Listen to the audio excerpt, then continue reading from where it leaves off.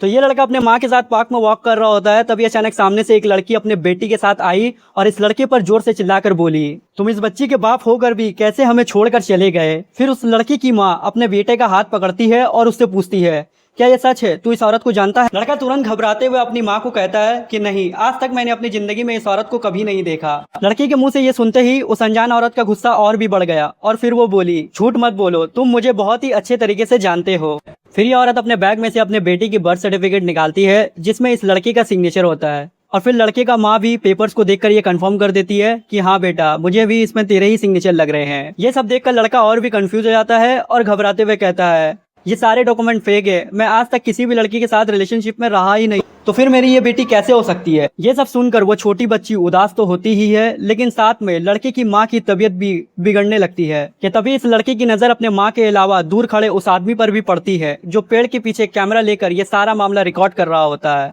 ये देखकर एक पल के लिए लड़के को शक तो होता है, लेकिन इससे पहले कि वो कुछ बोल पाता उसकी माँ सीना पकड़कर जमीन में गिर जाती है। फिर ये लड़का घबराकर एम्बुलेंस को कॉल करता है और थोड़ी ही देर में एम्बुलेंस आती है और इसकी माँ को लेकर चली जाती है। फिर इतने में ही इस लड़के के पीछे जोर जोर से हंसने की आवाज आने लगती है। जब वो पीछे मुड़कर देखता है तो वही अनजान औरत और वो छोटी सी बच्ची इसके ऊपर हंस रहे होते हैं कि इतने में ही पेड़ के पीछे से वो कैमरामैन भी निकलकर इसके सामने आता है और इससे कहता है, रिलैक्स ब्रो, बस ये एक प्रैंक था। इतना कुछ सुनने और देखने के बाद उस आदमी को इतना गुस्सा आता है कि वो सीधा कैमरा लेकर जमीन में पटक कर उसे तोड़ देता है। जिसके बाद इस आदमी और उस कैमरामैन के बीच कैमरे को लेकर बहस छिड़ जाती है और वो कैमरामैन अपने टूटे हुए कैमरे की भरपाई भी मांगने लगता है कि तभी लड़की की माँ भी एम्बुलेंस से बाहर निकलकर इनके सामने आकर खड़ी हो जाती है, जिसे देखकर इसका बेटा पूछता है, माँ क्या आपको हार्ट अटैक नहीं आया था। माँ बोलती है कि नहीं बेटा, मुझे पैसों की जरूरत थी तो मैं भी इस प्रैंक में शामिल हो गई। ये सब सुनने के बाद लड़के को खुद अपने कानों पर यकीन नहीं हो रहा था कि इस प्रैंक की असल मास्टरमाइंड उसकी खुद की माँ ही थी।